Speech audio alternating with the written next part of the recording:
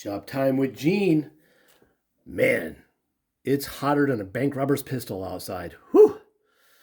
Anywho, just got back from picking this up. And I literally just looked it over and looks like I'm missing some sort of maybe set screw in there or pin. No biggie. All the belts are there except for the one that is the driving belt that comes off the steam engine. Wow, these turn really. Wow, it takes a lot of doing to turn those. So I'm just gonna go around and see if we can't free some of it up a little bit with some oil. I don't think it's gonna do that much. I think that a lot of it's hard to turn. One, because there's so much of it, and two, those belts, the springs are wicked tight. But we're gonna oil her up anyways, and see if that helps at all. So we'll go around and we'll hit all the little points.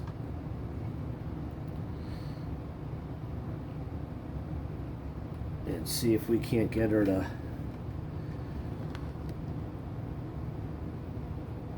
turn a little easier with some lubrication on it.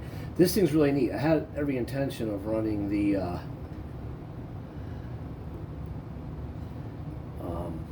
little milling machine, drill press, hammer, table saw, and I don't know if this is some sort of thickness planer. What tool is that, everybody? A joiner? Doesn't look right to me. It's just something a little off, so I don't know what it is. Anyways, if you guys know, let me know. So let's hit up all these little spots and see if we... This shouldn't matter because this whole thing rotates in those bearings, so it shouldn't be any oil needed on these. But I'm here. I'll throw it on. This is where it needs it. See if that does anything to help this free up.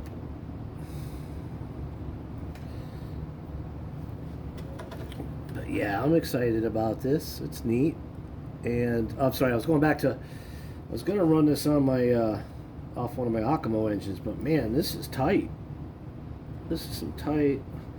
Unless I can free this up quite a bit, I'm not sure my engine will turn it. Now I know Steam Power has a lot of power, so that might be able to. Well, it's a little easier already. Yeah, no, that helped. Wow, that actually helped quite a bit. Yep, definitely. Oh yeah, no, that helped quite a bit. Check it out. So you got the drill press, got the hammer going, milling machine. How cool is it? It's just neat. Neat. Table saw. Yeah, no, that did get easier. Wow. A little bit of Earl goes a long way. So that doesn't turn there. Okay. Still don't know what that's about. Probably could throw some oil in there for where the tracks are. Or wherever it rides on. What else? What am I missing? This, I think I got both sides. I don't know if I got the front or not here. Very good stuff. The guy I met today was real nice. His name was Jeff, and he's just a super nice guy. And I went to the wrong meeting point. Yeah, asked me how that happened. At least the GPS didn't drive me into a pond. Yeah, no, that got easier. Good. Definitely. I wonder if I put oil on the... Nah. I was going to put it on the springs, the spring drives, but very interesting. Very interesting. So, yeah, that's the latest and the greatest addition to Shop Time with Gene. And we'll get this to run. Like I said, I initially wanted to run the Akamo engine to drive all this and just have a neat display, especially if I go to shows down the road. I'm not going to any this year. I'm glad I didn't go for the one that's coming up because it's just so hot. I'm sitting out there cooking in this 100-degree weather. Yeah, wow, I'm really surprised how much easier that got with a little bit of oil. And I got everybody lubed up. I could probably hit that right there and turn it upside down so it gets sucked into the drill press head, but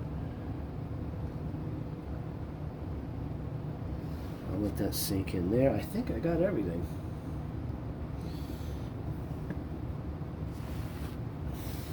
Fun. What a fun display. I have no idea how old this is. Looking at the board that it's on and the kind of shellac that's on top, I don't know. It's giving me a 60s vibe or a 50s even vibe. Yeah, that turns a heck of a lot easier. Alright, that's a good start. A little I'm actually going to make a table saw. An actual functioning table saw to run off the Akimo engine. That'll be a winter project for sure. Gonna ponder that, but I'll make a little functional, you know what, not a table saw, but a buzz saw. I think that'll be fun. Alright, so let's take a look at the steam engine. Give me a moment, I'll be right back. Grab this off the table. I think I'm missing the chimney.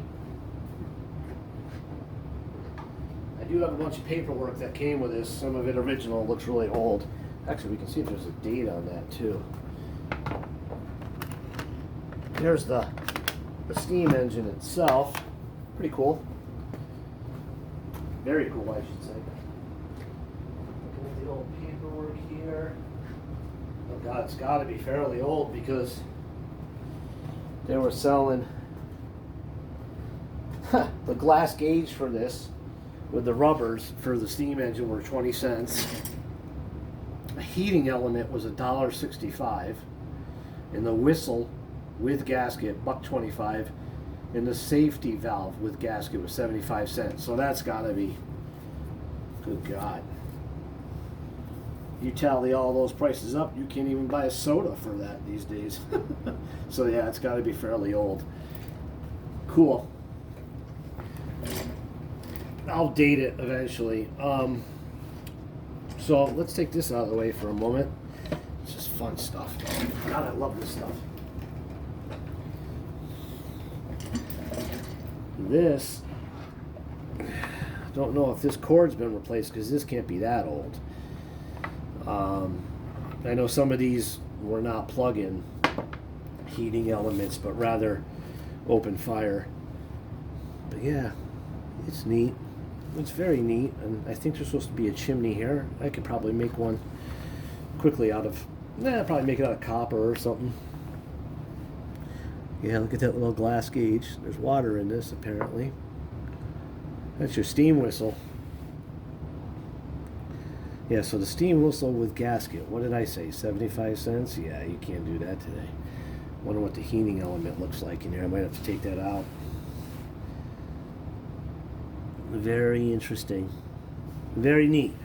So, I'm not going to plug this in until I know what I'm doing with it. Very quiet. Very smooth action. It's my first steam engine. And I see a leak, I think. What did I just see?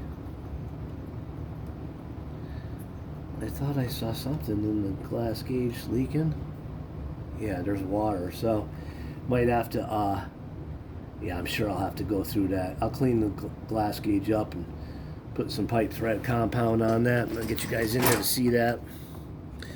So the little glass gauge, when I was spinning it, I saw some bubbles.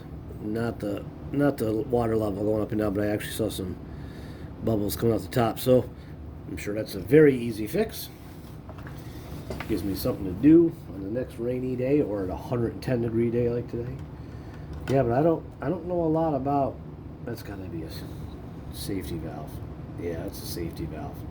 A certain amount of pressure blows that open. Makes sense? Makes sense. Like I said, I'm not a steam guy, but I'll learn a little bit with this. Let's see out of shoots and giggles. Oh, just so, yeah, the other thing too. Jensen and Company. Sorry, I'm blocking. There we go. Out of Pennsylvania. Jeanette, Pennsylvania. Wow, 450 watts. That'll heat up probably pretty quick. This baby will suck some go-go juice. But, yeah. I'm excited. So while we're here, I'm going to see if we can't, just out of shoots and giggles, what do we got for piping size? Let's see. Let us see.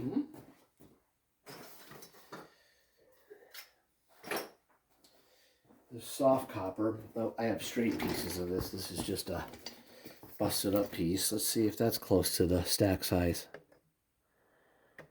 Ooh, a little small. So now, yeah, that's small.